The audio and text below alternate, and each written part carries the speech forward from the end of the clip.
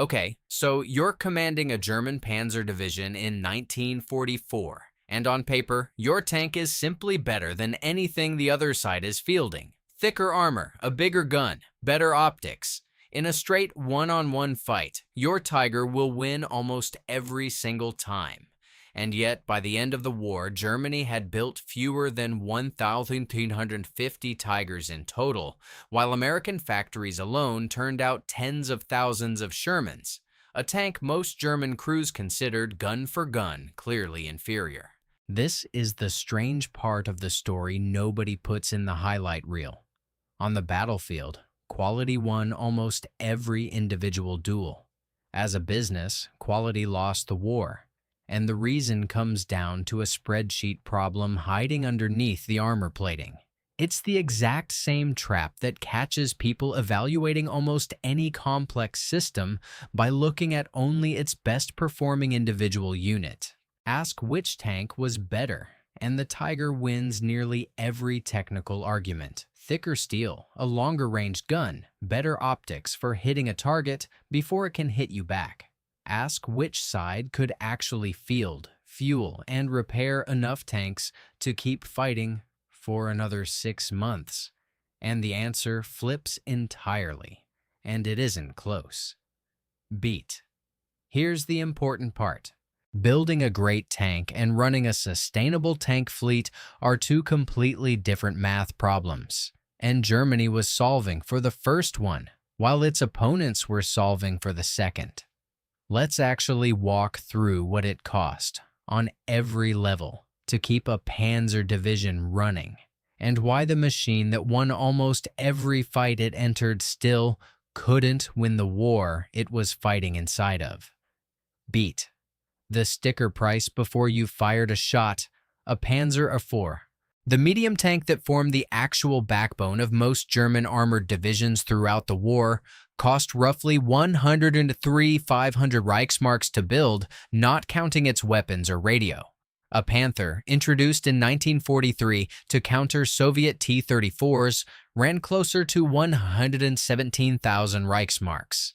And then there was the Tiger, roughly 250,000 Reichsmarks on average, and as high as 800,000 in its earliest production runs before the process was streamlined. In today's dollars, a single Tiger costs somewhere in the neighborhood of 1.3 million. Building one consumed around 300,000 man-hours of skilled labor, nearly double what a Panther required. And the Panther itself was already a genuinely complicated machine to assemble. Compare that directly to what the other side was doing. An American M4 Sherman, mass-produced at scale, costs somewhere between $33,000 and $64,000, depending on the variant and the year, and that price kept dropping as production ramped up, cutting roughly in half once factories hit full assembly line efficiency. That means, on a pure unit cost basis, Germany could build somewhere between 4 and 8 Shermans for the price of a single Tiger.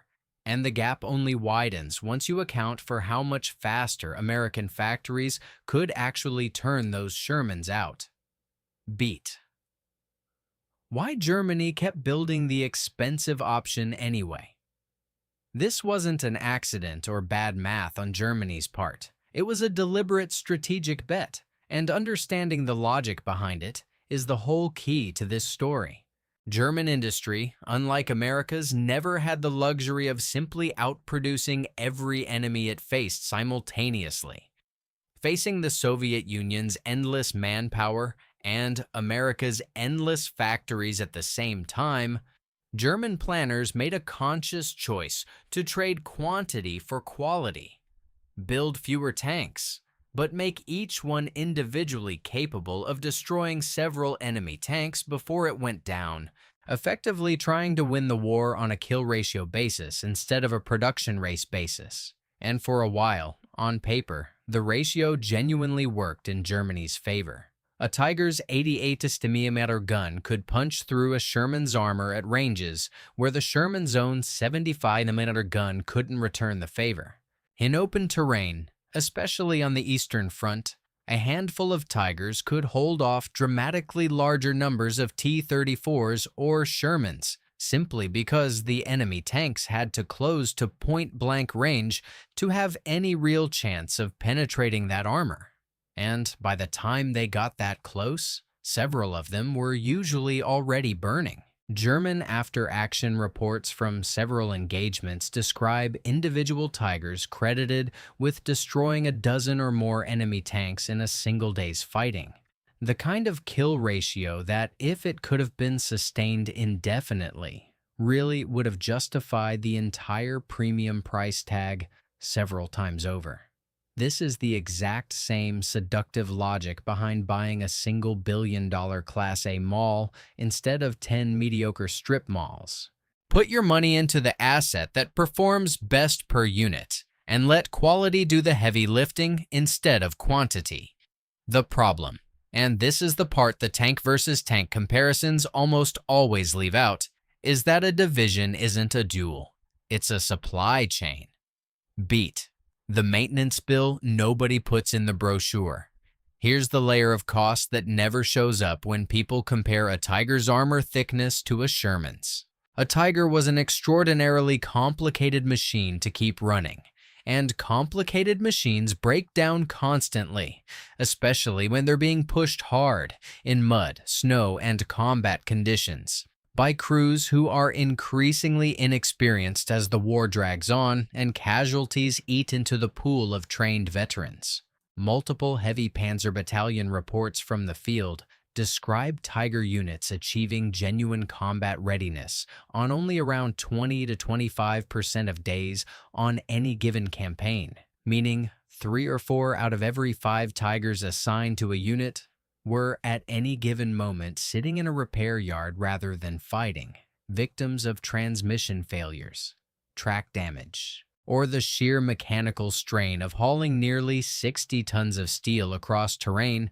The vehicle was never really designed to cross gracefully. Compare that to the Sherman's actual selling point, which was never really its gun or its armor.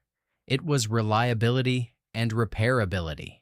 Standardized parts, simpler mechanical systems, and a design philosophy built around the assumption that tanks would break down constantly in combat, and that fixing them fast mattered more than making any single tank individually unbeatable. A damaged Sherman could often be back in action within hours using parts cannibalized from any of the thousands of other identical Shermans in theater. A damaged Tiger frequently needed specialized parts that had to be shipped from Germany, assuming the rail network hadn't already been bombed into uselessness by that point in the war, which by 1944 it very often had. There's a crew dimension to this too that rarely makes it into the tank spec comparisons. Training a Tiger crew to competently operate its complex transmission and gun-laying systems took months longer than training a Sherman crew, and every hour spent in that longer training pipeline was an hour a replacement crew wasn't available at the front. As German losses mounted through 1944, that training pipeline got compressed out of necessity, which meant later war Tiger crews were frequently less experienced with a more mechanically demanding machine than the men who'd operated the earlier vehicles. A mismatch that shows up directly in field reports blaming a rising share of losses on crew error and unfamiliarity with the tank's quirks, rather than enemy fire at all. This is the exact same trap as a mall owner discovering that a fully occupied building can still lose money if the mix is wrong. A Panzer division that looks fully equipped on paper, full complement of Tigers, full complement of Panthers, can be operating at a fraction of its real combat strength on any given day, because assigned to the unit and actually able to fight today turned out to be two very different numbers, and the gap between them only widened as the war went on. Beat the bill that actually broke the whole system. Fuel. If maintenance was the maintenance cost trap, fuel was the co-tenancy clause, the hidden dependency that looked fine right up until the exact moment it didn't, and then it took the entire operation down with it in a matter of days. A Tiger burned through roughly a liter of fuel for every 200 to 300 meters it drove cross-country, giving it an effective road range of only around 100 kilometers before it needed refueling. Genuinely dismal for a vehicle meant to spearhead deep offensive thrusts into enemy territory. Multiply that consumption rate across an entire Panzer division's worth of tanks, half-tracks, and support trucks, and you get a machine that consumed fuel at a rate the German war economy, increasingly cut off from Romanian oil fields and pounded by Allied bombing raids targeting synthetic fuel plants, simply could not sustain by the later years of the war. Put another way, the cost of a Tiger was never really the 250,000 Reichsmarks it took to build one.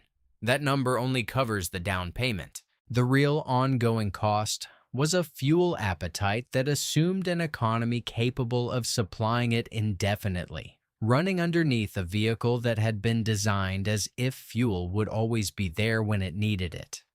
By late 1944, that assumption had quietly stopped being true almost everywhere on the German front, and nobody had redesigned the tank or the doctrine built around it to reflect that.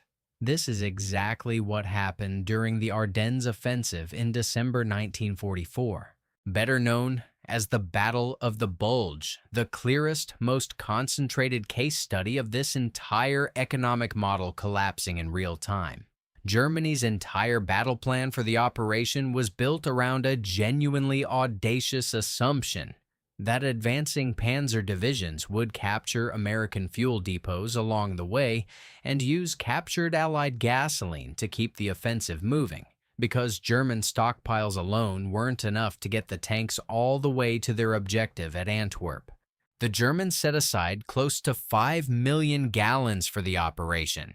It wasn't enough, and the plan to make up the difference by seizing enemy fuel depots depended entirely on speed the offensive never actually achieved.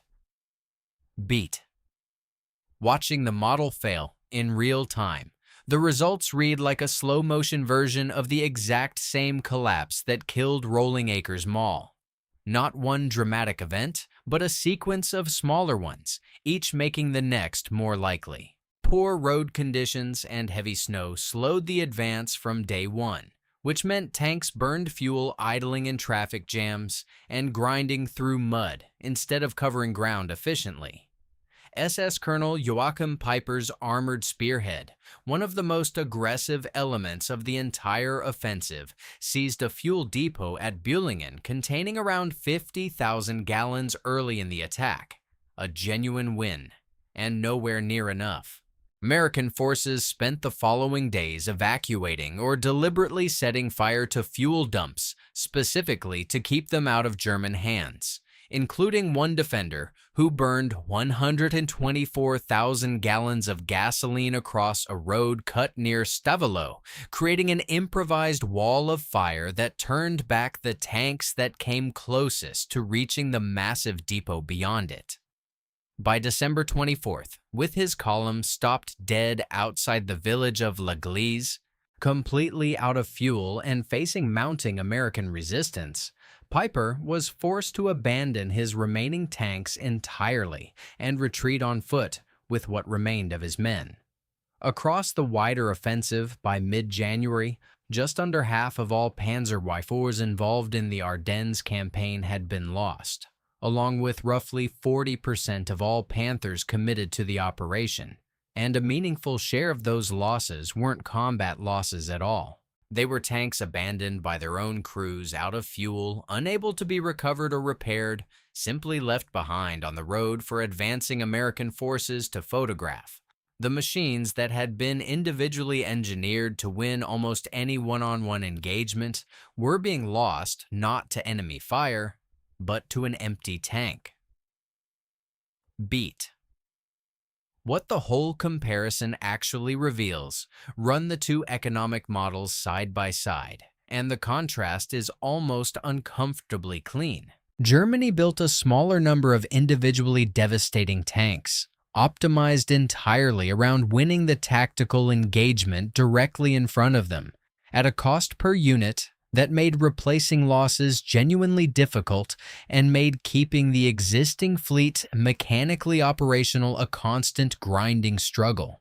The Allies built an enormous number of tanks that were, gun for gun, admittedly inferior in almost every individual matchup, but built cheaply enough, simply enough, and in high enough volume that losing one barely mattered, because 3 more identical replacements were already rolling off the same assembly line. Neither approach was obviously stupid on its own terms. If you can genuinely out-engineer your opponent and you're fighting a short, decisive war, betting everything on quality is a defensible strategy. That's the Class A Mall approach, betting on the premium asset instead of spreading risk across volume. But Germany wasn't fighting a short war, and it wasn't fighting one opponent. It was fighting a war of attrition against multiple industrial economies simultaneously, on a fuel budget that kept shrinking as bombing campaigns and lost territory cut deeper into its oil supply every single month, using a maintenance and logistics system that was never built to support machines this complicated at this kind of scale. The tank itself wasn't the business. The system that kept it fed, fueled, and repaired was the business, and that system was the part Germany never actually had the resources to run at the scale its own tank designs demanded. By the time the war ended, the individual duels had mostly gone exactly the way German engineers designed them to go. The war itself didn't. Drive that comparison forward and it stops being a story about tanks at all. It's a story about what winning actually means inside a system with more than one moving part. A single Tiger dropped into a single field against a single Sherman was almost certainly going to win, and did over and over in engagement after engagement documented across both fronts. But a war isn't one engagement. It's thousands of them stacked on top of a logistics chain, a training pipeline, and an oil supply, all running simultaneously for years. And the side that optimized for winning the single engagement in front of it turned out to be optimizing for the wrong unit of victory the entire time. If a battle plan that depended on stealing the other side's gas tank just rewired how you think about the best tank of WWII debates, send this to someone who still argues the Tiger was unbeatable. And subscribe every week. Another system whose real logic was hiding in the numbers the whole time.